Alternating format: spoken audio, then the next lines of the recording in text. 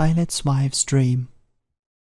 LibriVox.org by Ellie Christoph. I've quenched my lamp, I struck it in that start, which every limb convulsed. I heard it fall, the crash blent with my sleep. I saw depart its light, even as I woke on yonder wall. Over against my bed there shone a gleam, strange, faint, and mingling also with my dream. It sunk, and I am wrapped in utter gloom. How far is night advanced, and when will day retinge the dusk and livid air with bloom, and fill this void with warm, creative ray? Would I could sleep again till clear and red morning shall on the mountain tops be spread. I'd call my women, but to break their sleep, because my own is broken, were unjust. They've wrought all day, and well-earned slumbers steep their labours in forgetfulness, I trust. Let me my feverish watch with patience bear, thankful that none with me its sufferings share. Yet, oh, for light! One ray would tranquillize my nerves, my pulses more than effort can. I'll draw my curtain and consult the skies. These trembling stars at dead of night look wan, wild, restless, strange, yet cannot be more drear than this my couch shared by a nameless fear. All black, one great cloud drawn from east to west conceals the heavens, but there are lights below. Torches burn in Jerusalem and cast on yonder stony mount a lurid glow. I see men stationed there, and gleaming spears.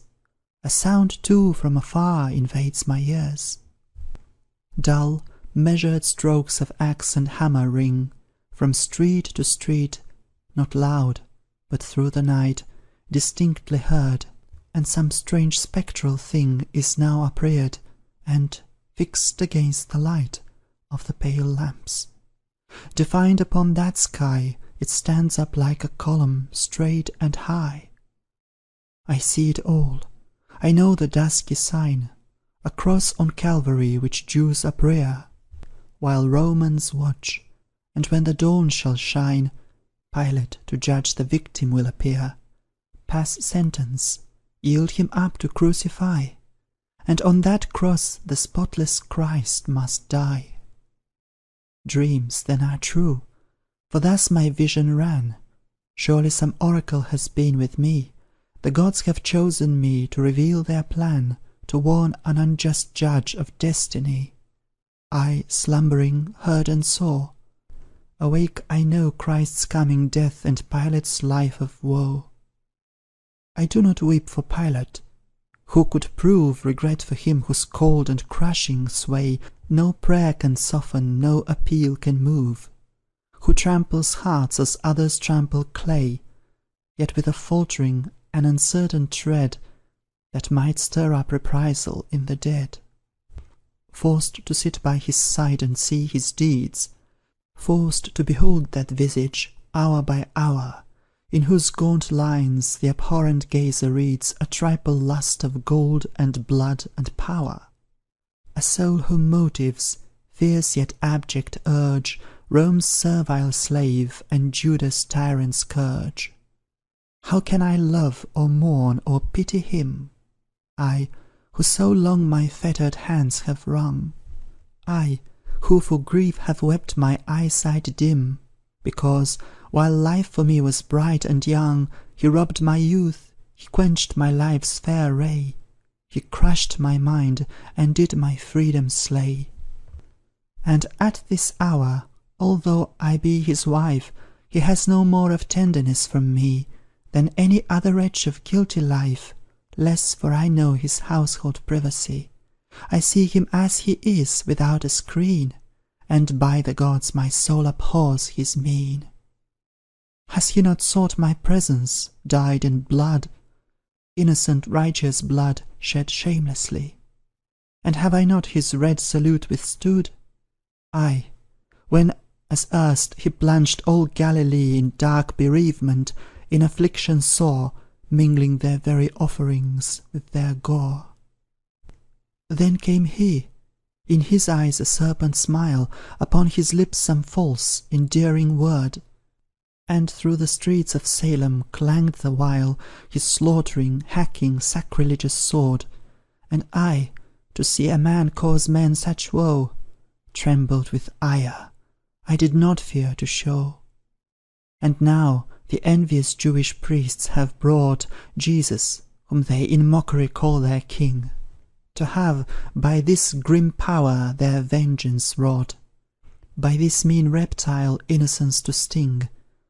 Oh, could I but the purposed doom avert, and shield the blameless head from cruel hurt!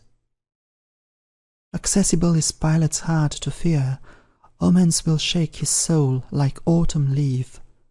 Could he this night's appalling vision hear, this just man's bonds were loosed, his life were safe, unless that bitter priesthood should prevail, and make even terror to their malice quail. Yet, if I tell the dream, but let me pause. What dream? Erewhile the characters were clear, graved on my brain.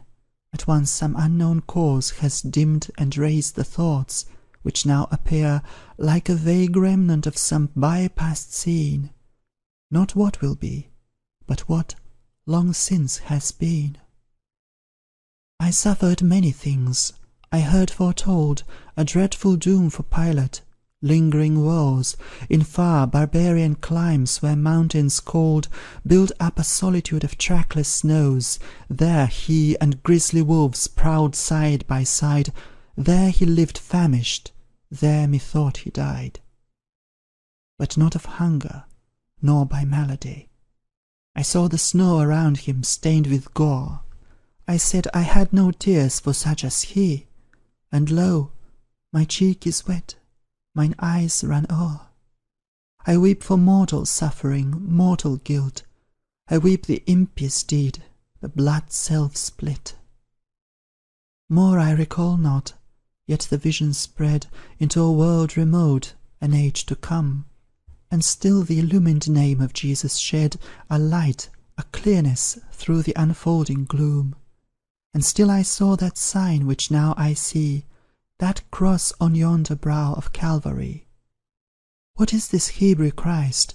To me unknown, his lineage, doctrine, mission, yet how clear is godlike goodness in his actions shown! How straight and stainless is his life's career!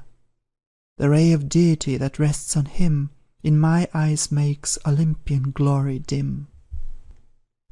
The world advances, Greek or Roman rite suffices not the inquiring mind to stay.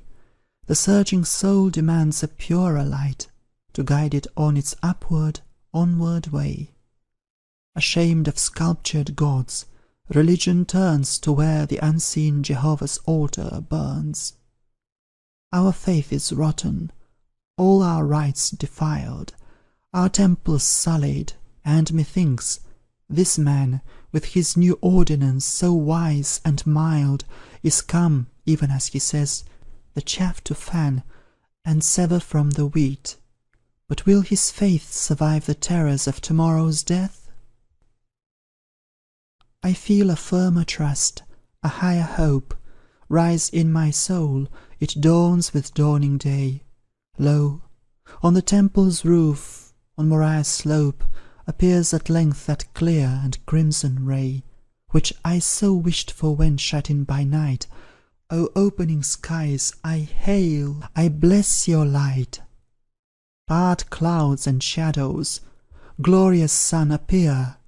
Part mental gloom, come insight from on high. Dusk dawn in heaven still strives with daylight clear. The longing soul doth still uncertain sigh. Oh, to behold the truth, that sun divine, how doth my bosom pant, my spirit pine! This day time travails with a mighty birth, this day truth stoops from heaven and visits earth. Ere night descends, I shall more surely know what guide to follow, in what path to go.